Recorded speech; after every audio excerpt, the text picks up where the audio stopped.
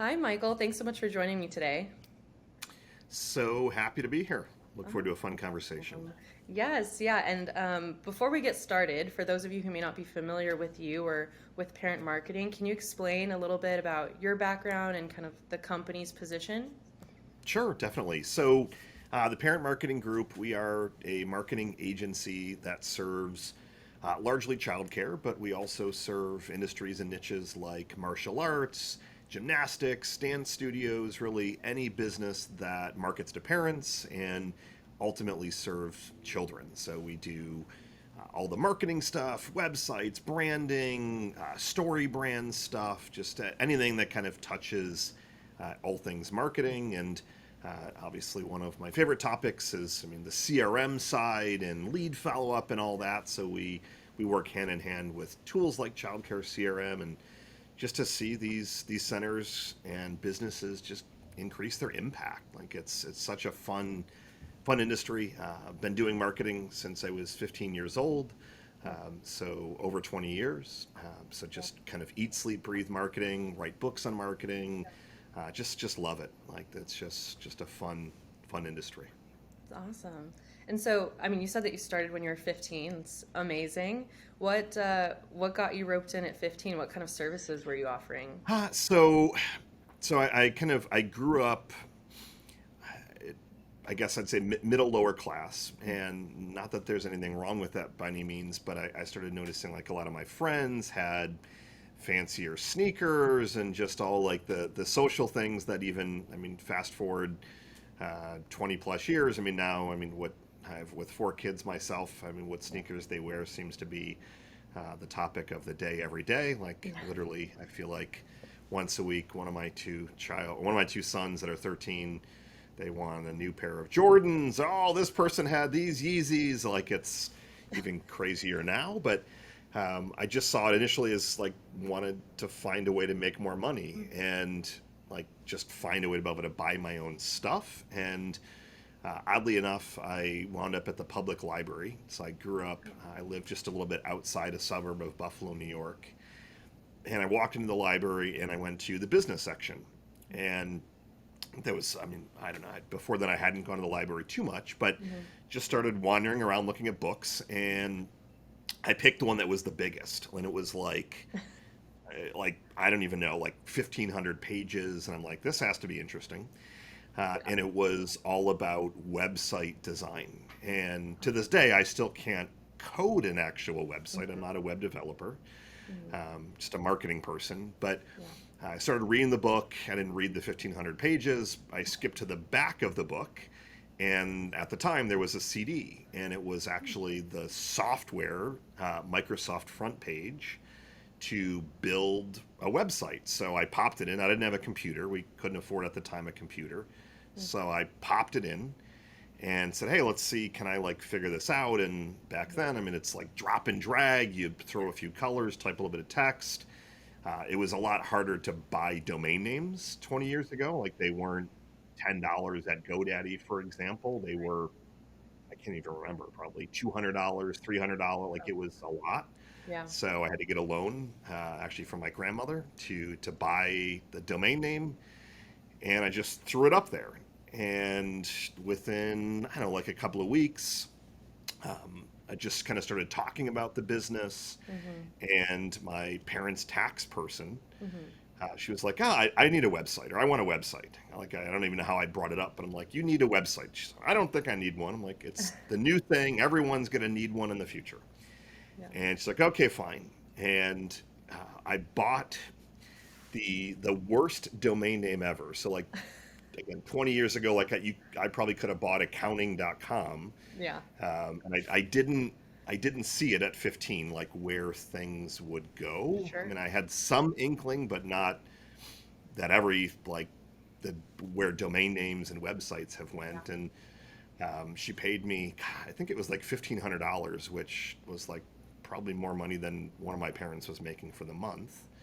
Yeah. It's 1,500 at like when the minimum wage was like $4 or $5 Yeah. an hour. I just picked a number. She's like, "How much is it?" I'm like, "Well, it's a lot of work," Yeah. and really behind the scenes, it was a template Mhm. that I did in like 4 hours. So I just picked this number out of the sky, and the domain name, I'll never forget it because it was so terrible. Her name was Wanda Gates, and I bought the domain name iwandadoyourtaxes.com. Okay. Like it was just like the worst like pun and or like rhyming, and it had like the little "you've got mail," like the little animated gifs, and it kind of just grew from there, and realized that there was something here. So I did a lot of websites, and most of them were terrible because I never learned how to code. Like I learned a little bit about like HTML, but Yeah. I mean, now we have a team of web developers. I mean, I couldn't Right. code to save my life, but everybody wanted one. Like, Yeah. especially in Western New York, Buffalo area, there wasn't really a ton of people doing them. So you could go to these local businesses. I practiced guerrilla marketing before I even knew what it was, of Mm. putting up flyers in the post office saying Yeah. $997 website special. And it was interesting. I didn't have a cell phone at the time.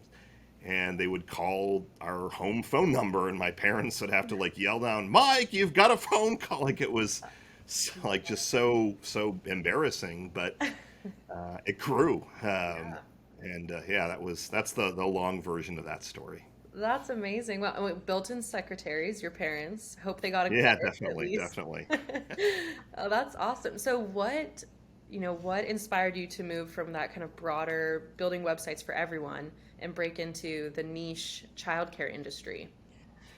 So as that kind of evolved throughout, so I went to college at Bradley University, which is in Peoria, Illinois, and I majored in marketing and entrepreneurship. So I kind of start to at least cut my chops a little bit because I didn't know a ton about business, just cash checks and how to spend money very quickly. So I knew those two things, which the making money was good, but spending it faster than I made it wasn't. But I started to see things evolve into search engine optimization Mm-hmm. and just getting you ranking in Google, and really moved into becoming an expert there. Way back when, I mean, you could slap 10 keywords on your homepage and then you're magically ranking number one in Google for pretty much anything in like a week. Yeah. Obviously, it's much harder now, but Mm-hmm. that just kind of evolved. Like I realized that the website piece was one component, but it was getting harder to find and grab eyeballs because Sure. it wasn't like there were no websites. Like there were starting to be lots and lots of websites. Mm-hmm. And I worked in, I don't know, probably 100 different industries, so of all shapes and sizes. And I ended up actually purchasing an agency called Local Childcare Marketing. We still have that. It's just moved into the parent marketing group. Mm-hmm. This was 5+ years ago, and that agency has been around for over 10 years. The gentleman was actually at my mastermind, and he was just looking to do something different. Yeah. And he was like, "This industry is really tough." And I remember when I purchased it from him, he said that most childcare centers, they don't want to invest in marketing. They don't believe in marketing. They are terrible at lead follow-up. Like he gave me all the reasons why he hated the industry. And I'm like, okay, well, he almost talked me out of it, but then I'm like, Yeah. let's give it a whirl. So that kind of got myself in the industry. I brought over all of his team, most of which have worked for the business well before me. And I've never looked back. We got rid of pretty much every one of our other clients that didn't fit in childcare, Mm-hmm. and just went on to exclusively working in that particular niche for me, the last 5+ years, and the business over 10 years. Nice. Well, I mean, a lot has changed even in the past year or two in childcare, but what have you seen in your experience that's changed the most in childcare marketing from when you began to now? So things are getting a lot harder. Mm-hmm. And when I say they're getting a lot harder, it's not that families are not looking for childcare.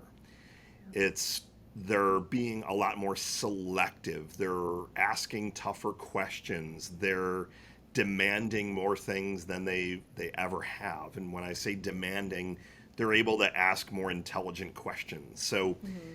I've seen the days of every single parent kind of walking in, and if their son or daughter went to the center beforehand, Mm-hmm. they would just automatically enroll their child. Well, we're just going to put you in. We know that it's a great experience, and now that's not the case. And I mean, I'm living proof of that. Now, I think I'm a tough case study when I enrolled my youngest in preschool this past year, because I had to try not to point out everything that I didn't like about all the centers we looked at.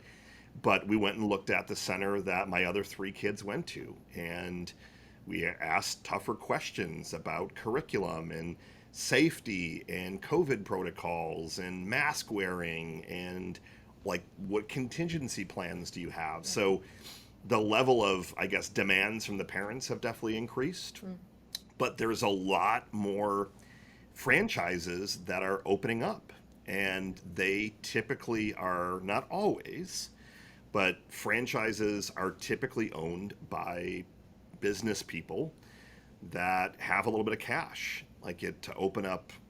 And I'm not partial to any of the franchises. So whether it's Goddard or Primrose or Kids or Children's Lighthouse, any of those, you need some big dollars to open one of those. I mean, and usually they're not all the time, but usually they're also constructing a location from scratch.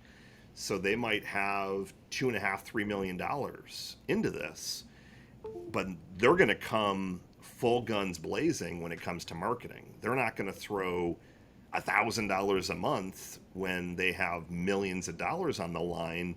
They're going to come into a market and they're going to try and dominate it to where they're investing. Some of the centers I've seen come into a new market $10, $15, $20,000 a month. And if you're on the other end and you're barely keeping by with what you're currently doing, they're going to start to pass you by. And this whole kind of, if you build it, they will come mentality, it has really, really changed. I mean, it has been changing for years, but a lot of centers that used to say, well, we're full or we have a wait list around the block, I'm not hearing that as much. Do some centers have a wait list? Yes. But usually they have a wait list because they don't have enough staff. Right. Well, it's not that they have the most amazing curriculum and they're the only game in town. Some of those, it's still the case, but it's just a lot more competitive. So you're having to invest more in marketing than they ever have before, which is always a tough conversation. And then combined with that, they're having to spread out a little bit more. So parents are on TikTok and they're starting to learn about centers there. They're watching things like, Hulu and Netflix and Roku, and they're starting to see ads for childcare and other things relating to their kids there. And if you're like still trying to figure out Facebook and like, well, gee, should I have a Facebook page for my center? Unfortunately, without being Mr. Doom and Gloom, it's going to be tough. Like, it's going to really be tough to grow and scale and really stand the test of time. Yeah. Well, yeah, absolutely. And it's funny that you mentioned TikTok. I'm obsessed with TikTok. But it just seems like you said, there's so many new frontiers for parents to learn about childcare, and also, to your point, to learn the right questions to ask when they're looking for childcare. And so, how would you recommend that these centers, other than, being in the right place at the right time, how do they develop a unique selling point to stand out from all the growing competitors out there? Sure. So there's a couple of different ways to go about this, and I literally just recorded a video. I try and practice what I preach when it comes to content production, and it was about this exact topic of you need some kind of what I like to call a just cause, and I didn't invent the term. Some people refer to it as a vision for your center, for your business. I saw an amazing video, a huge fan of a gentleman named Simon Sinek, and he had this video about having a just cause that is bigger than you. It's more impactful, and it's tough to start to think at that level, because a lot of times I'll go in and some of the first questions we'll ask a center is, well, how are you different? and they'll pretty much give me the same answers 98% of the time, whether it's low ratios, friendly team, high security. But I'll start to look for those 2%. Mm-hmm. It's our teachers have been here on average for 28.5 years. Or the food that we're serving is cooked by an in house chef. Everything is 100% organic, and we also have dairy free, vegan options. So, like, I start to look for what are some of those like things that they might think every center has, Yeah. but they really don't. And if I'm able to take that and then combine it with a just cause from the owner, and that just cause is more about like, why did you actually start this business? Mm-hmm. And what are you really trying to get out of it? And is it, you're doing it, and a lot of times, I don't want to make up a percentage, but I'd say at least 25% of the time when I ask that question to a center owner, they will tell me it has something to do with they couldn't find care for their son or daughter that they wanted. Whether that's Montessori, a faith based center, Reggio Emilia, they wanted a STEM or STEAM program, and it wasn't around, so they said, well, instead of trying to join them, we'll start our own center and compete and have this for my son or daughter and then future kids. So I hear that quite a bit. And that's a compelling reason, and that gives a good story. But if 1 in 4 people are saying the same thing, or 1 in 4 people are saying that they used to be an educator and they wanted to have their own business, that isn't overly compelling. Right. So I've been taking a look at our just cause at our business and realizing that as a way to kind of retain and grab really great talent, that we needed to have something bigger than us. Mm-hmm. And I encourage centers to really look at that.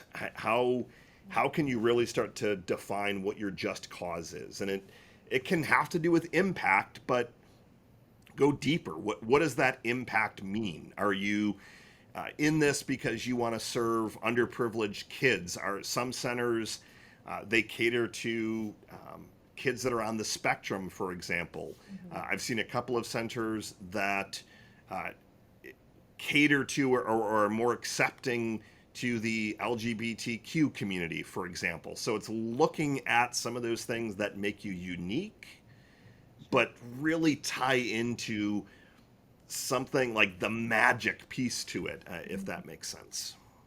Yeah, absolutely. That's definitely one of the first things I think of, as far as how a center should market themselves, and the first, developing almost that tagline, that catchy thing that's going to get parents' attention. So, how would you suggest, once they've done the work, they've developed or figured out really why they got into this business and what kind of sets Sure. them apart from their competitors in their area, how can they get that point across to families in a meaningful way, both whether they're enrolled or prospective? I'll give you the very simple answer that it's a simple answer, but unfortunately, most centers don't ever execute it, which I guess keeps people like me in business. But the easiest way to start to communicate this is to start to shoot video. So, exactly as we're doing here. And it can be as simple as taking your iPhone or Android, buying a $20 tripod. I always tell people to splurge for a better microphone. I'm a huge fan of the Rode Wireless Go. I'm not using that right now because I have a nice Yeti microphone right here. Mm-hmm. But the audio is actually even more important than the video quality. And I encourage them to just start shooting content. The easiest content to produce is to look at what are all the questions that parents are asking on tours, on phone calls. That could be, where are you located? How are you different? Does my son or daughter have to be potty trained? Do you have space for infants? What curriculum do you use? And starting to answer those, but allowing your personality to show through. A lot of parents are not basing their decision on how fancy is a center. Now, are there some families that they believe, whether it's true or not, it is not my area of expertise, that, I mean, Goddard or one of these centers that are state of the art are better than the center down the street that's maybe in a church. I They might have better technology, but that doesn't mean that they have better teachers or they're going to have better outcomes if they're in a fancier setting. But every parent has kind of a style in mind of what they're looking for. Mm-hmm. But at the end of the day, the parent wants to connect to someone. So whether that's the owner, the director, some of the teachers. I've told some of the owners when I've seen them do these videos that we've asked for, I've politely said, in less words than more, you've got to find someone else to do these videos because it's not you. Like, Yeah. what do you mean? I'm the owner. Well, unfortunately, you're coming across too stiff, and this is a business where parents have to relate. They have to like the director. I've seen a lot of cases where the director has been the make or break it for a lot of parents. The person leading the tour is often a make or break it. And if that person's having a bad day and they don't smile, or one of the biggest mistakes I see people doing with tours is they fail to acknowledge the child. They say hello to the parents, Yeah. and they'll ask the parents, what's your child's name? And why can't you bend down and say hello to the child? Yeah. Little cues like that. But video, I digress a little bit, but video is, in my opinion, the best way to start to get that message out, because then you can use it on any platform. You can put it on Facebook, you can throw it up on TikTok, Mm-hmm. and then you start throwing a little bit of advertising behind it. One of my mentors is a gentleman named Dennis Yu, and he calls it his dollar a day strategy, where he'll put up content and he literally will sponsor it for $1 a day, and just that small amount of money will start to boost the engagement and get your brand out there. And am I saying that you can enhance all of your enrollments by investing $1 a day? No, but it's better than zero. And when you combine that with videos that are good content, you're on the right direction. You're moving in the right path, and you'll only continue to get better and better. Yeah, I love that. That's a great idea. I know we have some users that they maybe don't use YouTube as much, but they do go live on Facebook a lot to answer parent questions, or they do post videos to Facebook. And it is definitely a people business. You know, I think so many industries, so many businesses, especially following the initial onset of COVID, have really become less personal. And childcare is still very personal. Our VP of Education and Training, Lisa, she actually worked in childcare for many years, and she really agrees with your point that, you know, whoever's giving that tour, whoever's speaking with the parents, if they don't like you, they're not going to like the center, more or less. So I love that advice. And my next question would be, you know, once they have this content out there, once they've got all these videos answering parent questions, how can they then convert those viewers and that audience into actual leads for their business? Sure. So even before that, I always take a look at a center and try and figure out what is objective number one. And most centers think that objective number one is we need more leads. And that may be the case. And it'll be a perfect tie into talking about, tools like Childcare CRM, because often I see step one as nurturing the leads that you have currently, or B, doing a little bit of branding before we start to get leads. So one of the big mistakes that I see people making is they'll throw the video up there. Let's say you're going to try a Facebook ad. And we'll just keep it real simple. And you'll throw the video up, and then let's just say it's talking about why your center is so great. And then from there, the parent can click on a link, and they can do one of a few things. The link, they could click it, and it could instantly go over to your center, and then hopefully you have the systems in place so that someone can answer those calls in real time, which is a conversation either for later in this interview or for a different day. Option B is they click on it, they fill a little form right on Facebook, so they don't have to leave. And that form then can go into tools like Childcare CRM or other tools, so you capture the lead. Mhm.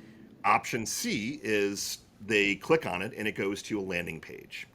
Mhm. We typically use a combination of B and C, so sometimes we'll do Facebook lead forms, they're called. Mhm. But I also really like landing pages, which you can think of as kind of a mini website. So they click the link, it goes to a little mini website, and it talks about the program a little bit. And ideally, it's very specific and it matches the content from your video. So if you're talking about why your center is so great, they click it. You don't want to take them to a landing page that's talking about summer camp if that's not what the video was about. So you want to have a really good kind of funnel, is the fancy marketing word. Kind of the marketing funnel is really clean from step 1, 2, 3, and beyond. Mhm. But when you capture that lead, then from there, again, it goes into a tool like Childcare CRM or something else. And ideally, it then nurtures the lead really quickly. I always say at least 3 different platforms for every outreach. So we love to do text messages, voice broadcasts, and email. So lead comes in, and then instantly it'll kick out a text message, an email, and a voice message to that lead. And typically we'll play with the timing and adjust by a few minutes so it doesn't look like it's too canned. And then it's going to notify someone on the team, hey, you've got a lead, please follow up. And from there, it goes through kind of the life cycle of you're trying to call the lead or you're texting, you're trying to get them to schedule a tour. We're doing and seeing more and more parents, and I've been noticing this for the last year and a half, they don't actually want to get on the phone. So we've had a lot of centers that will say, well, Michael, these leads are terrible. So what do you mean the leads are terrible? We called 10 of them, no one answered. Okay, well, tell me more. What did you do anything else with those leads? Well, no, we tried one call, and we called them within 48 hours of the lead coming in, which, if anyone knows all those fun marketing rules of follow up, 48 hours the lead is not necessarily dead, but your chances of converting them go down by like 90+%. And people, they want to do more automation. They want to see your tour availability and book their tour themselves if they're interested. They want to kind of learn about your center. So it Mhm. doesn't mean just because they raise their hand and they fill this form out that they're locked and loaded, ready to go to schedule a tour tomorrow. Yeah. They're expressing interest. And that's where I start to see centers really start to fall off the tracks. Whether that's they push too hard initially, they do the exact opposite where they're a couple of days behind on the leads as they're coming in. Mhm. They call all the leads dead leads because they can't get a hold of them. There's a lot of different reasons why I've seen a center start to go off track when those leads actually start to come in. Yeah. Yeah, well, we definitely push out to, our user base that following up immediately, ideally, is the best way to go with those automated emails or texts. But definitely within 15 minutes is what we find to 100%. be kind of a best practice. Because, like you said, I mean, there's so many options out there, and parents, if they're inquiring at your center, they're probably inquiring at the center down the street and the one across the block from there and across the street from there. So being the first center to follow up, it just puts you on the right foot with that family immediately. So I love that you mentioned that. And then we also definitely preach, you talked about marketing rules, the rule of 7. 7 communications is huge for us at Childcare CRM, and something that we definitely instruct our users about and train them on as well. Yeah, and it's crazy because there's studies that keep coming out about the rule of 7. I don't have it in front of me, but it's now well above 7. Yeah. Like I think it's, I mean, double, even triple, and that continues to increase only because they're so distracted. I mean, look at yourself. Like last night I was sitting on, I had my laptop out, I was looking at email, I had my cell phone. I think I was scrolling through TikTok, which Yeah. a year ago I never thought that I would be doing. But I'm learning more from Oh. TikTok than I have from any other platform ever, and not just like marketing, but finance things and stocks and crypto and investing and like life hacks. Like there's just everyone is they're starting to really catch on that if you produce good content on TikTok, it'll either go viral, but there's a lot of people that are becoming overnight influencers. So there's kind of a race to put out good content there. Yeah. But then I also had Netflix going, and I think I was rewatching something on there. Like, so I literally have three different things going on at the exact same time. Yeah. So it's a race to grab the parents' attention, and it's also trying to meet them where they are at. So it's not on the book on the shelf behind me, but my first book that I wrote in 2008 was published in 2010 was called Marketing in the Moment. And it was that exact concept. You need to meet the parents, meet your leads where they are in the moment. If they're texting you with questions, why would you be picking up the phone and saying, well, I just figured I would call you instead of texting you back? If they're emailing things in, respond through email, Yeah. give them the option. Would you like for me to call you? I wanted to respond through email because that's how you reached out. Yeah. You've got to be swift with your communication and also be mindful of where they reached out initially. Just because they contacted you on Facebook Messenger, which is happening more and more and more than I have ever seen before. Yeah. Just because they reached out to you there doesn't mean you should click on their profile, add them as a friend, try and find their phone number and call them. They're using the platform of their choice. So that means that you also need to be aware of all of these different places. And you have to have your systems dialed in. Like that's, I have never seen a center that we've walked into that is so, even the ones that have a tool like Childcare CRM, and lots of the centers we work with have Childcare CRM. Even the ones that have a tool, they still don't have everything dialed in terms of here are those standard operating procedures. That was the call. I was on a call with a gentleman that owns, they now have, I think, 8 locations in Texas. And it was all about, as you're continuing to scale, your systems and processes are breaking because you don't have it written out. For example, what do you consider a lead?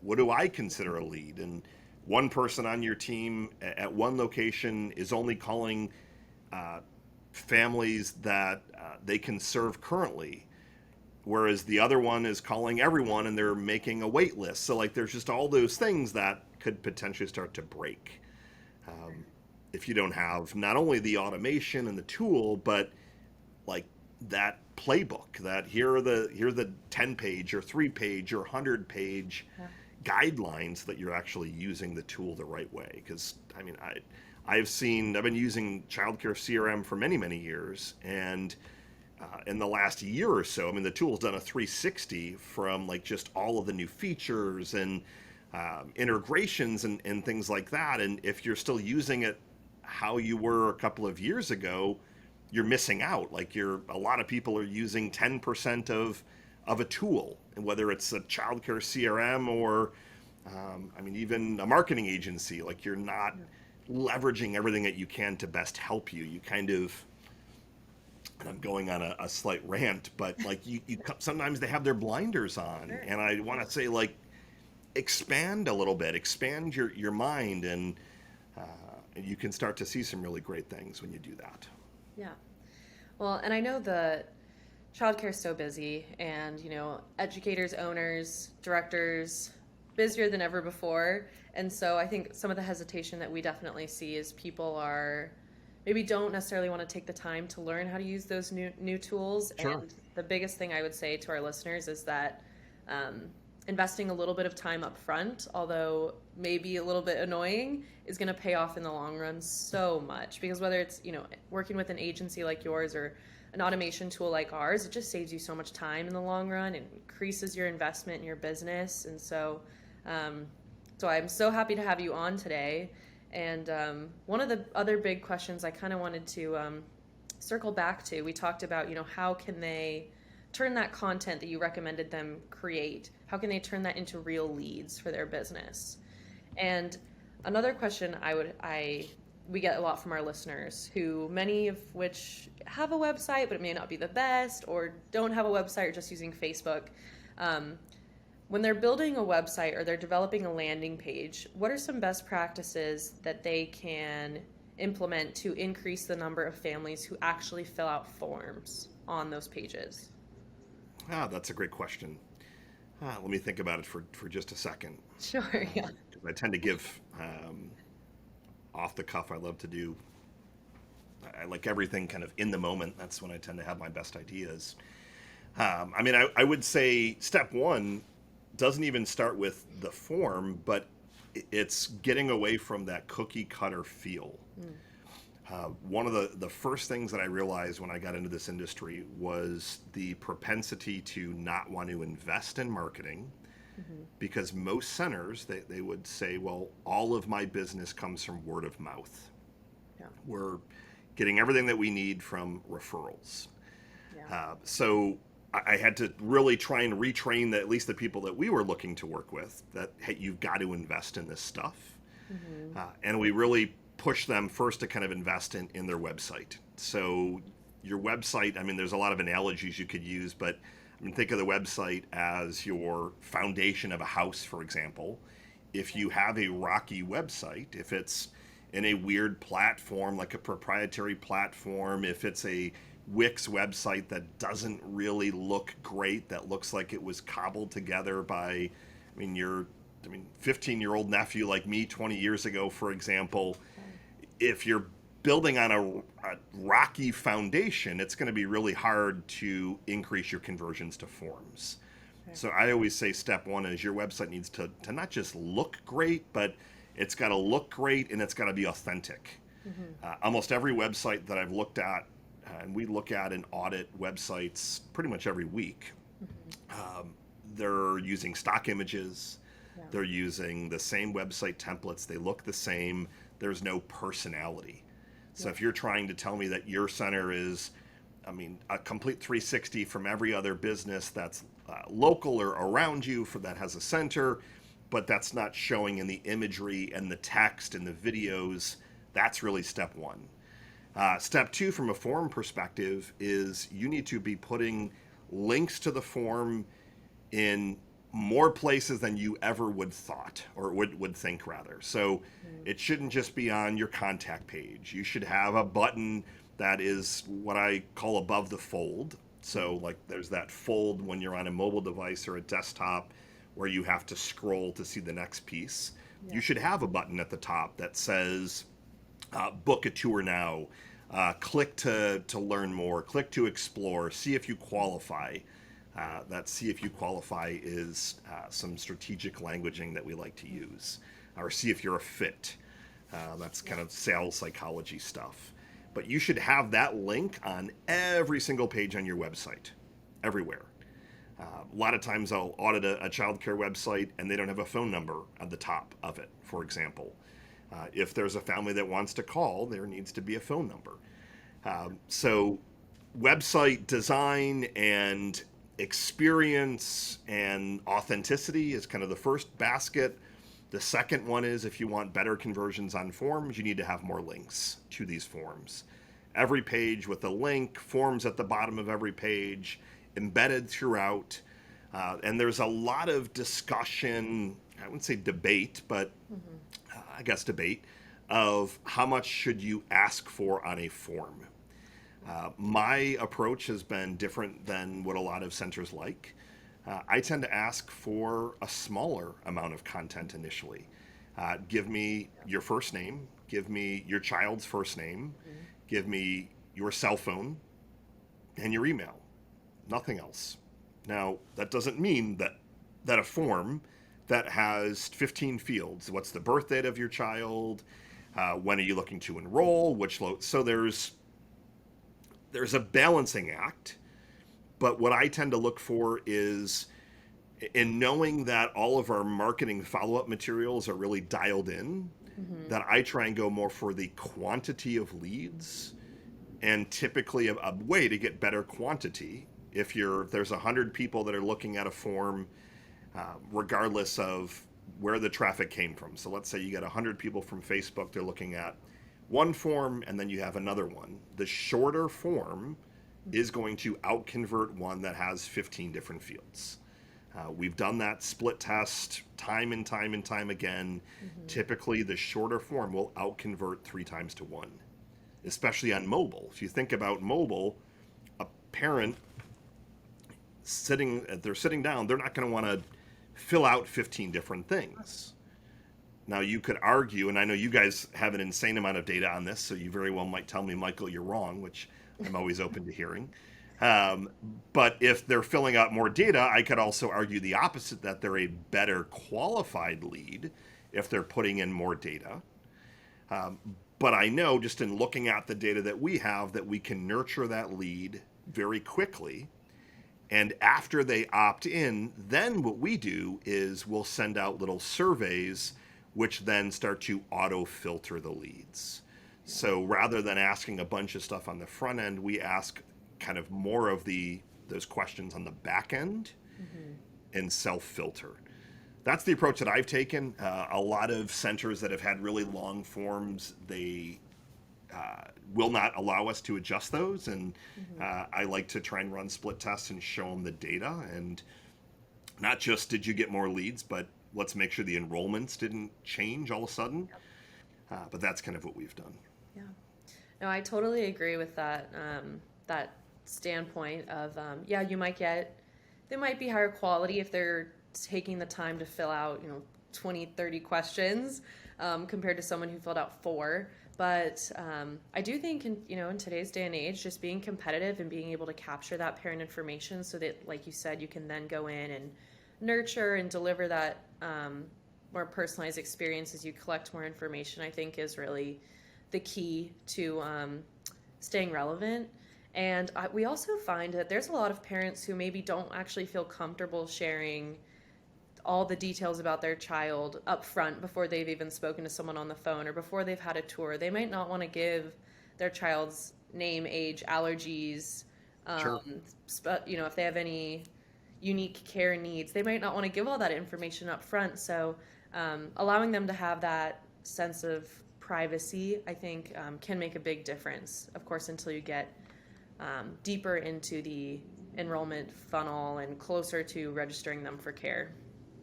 100%. No, it makes complete sense. Yeah.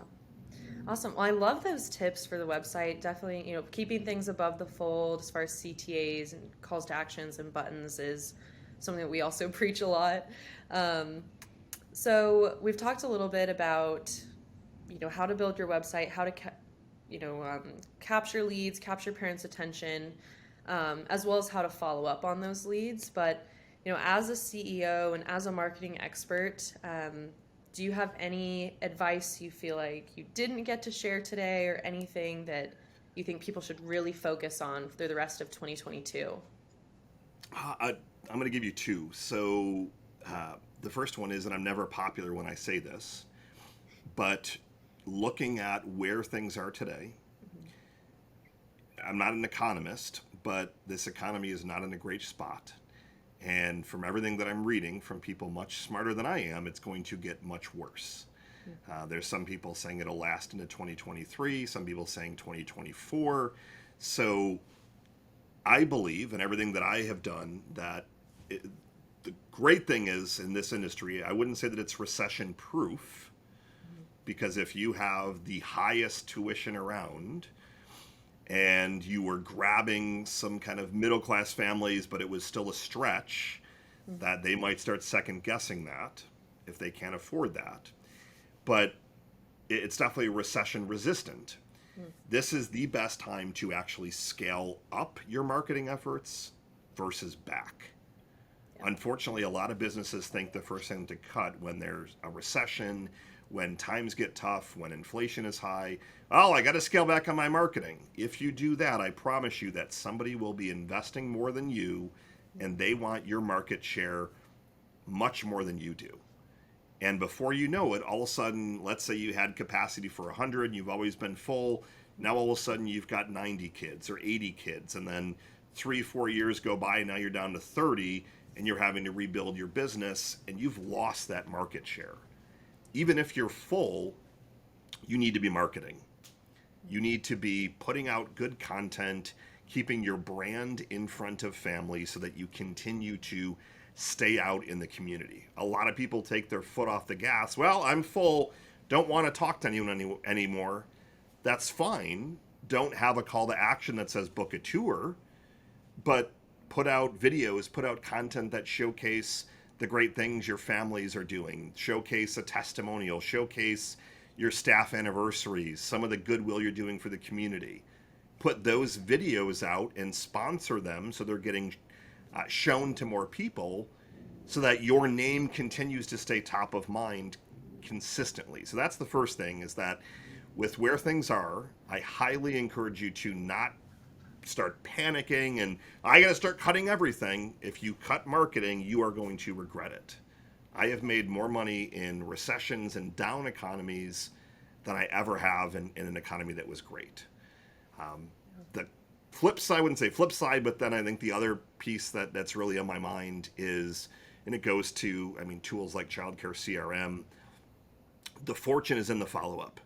Yeah. And it's not just the follow-up, but every center that I've ever looked at, they have leads that are sitting there that have not been worked. They have families that have walked in that the person at the front desk wrote down their information on a sheet of paper and it's sitting in a pile somewhere. And they didn't end up enrolling because they were pregnant and they're not looking for care for another 6 months, for example. Mm-hmm. But because you didn't have a system in place to take that sheet of paper, enter it into a CRM tool, and nurture the lead, that lead's gone.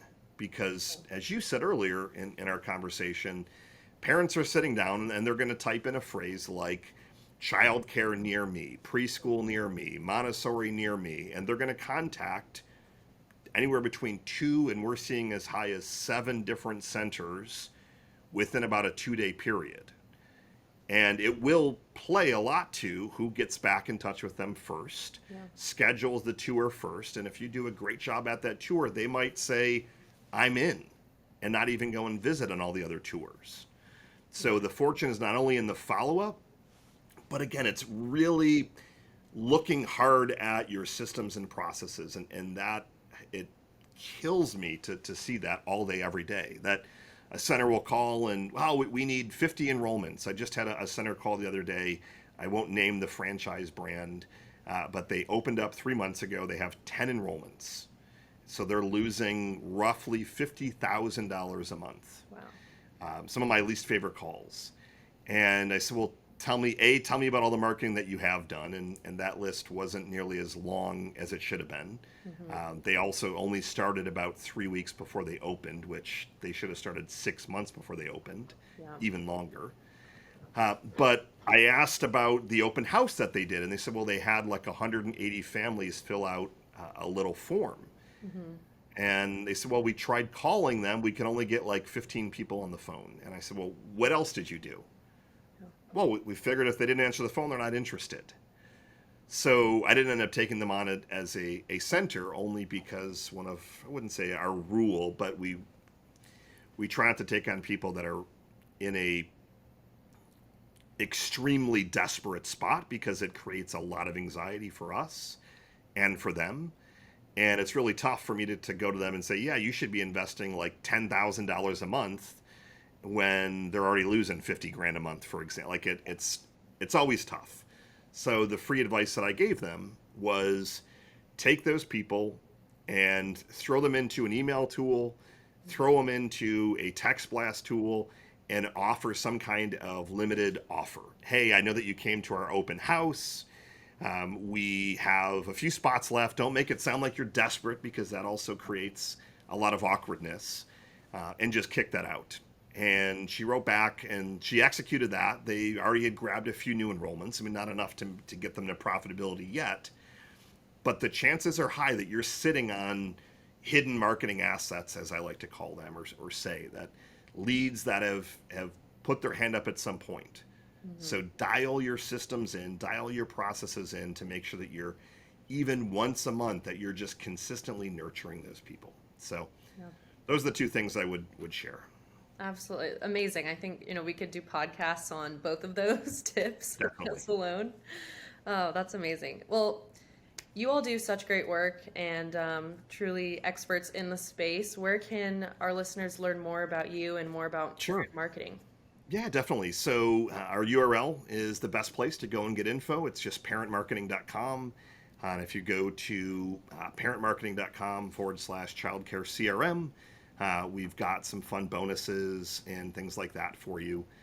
So parentmarketing.com or parentmarketing.com/childcare CRM, and we will make sure that you're well taken care of. Awesome. And I'll put those links down in the show notes or in the YouTube episode description. So go ahead and click down there. But thank you Perfect. so much for joining me today. This was an amazing conversation. I can't wait for our listeners to get a hold of this. My pleasure. Always happy to talk to a fellow marketer. So.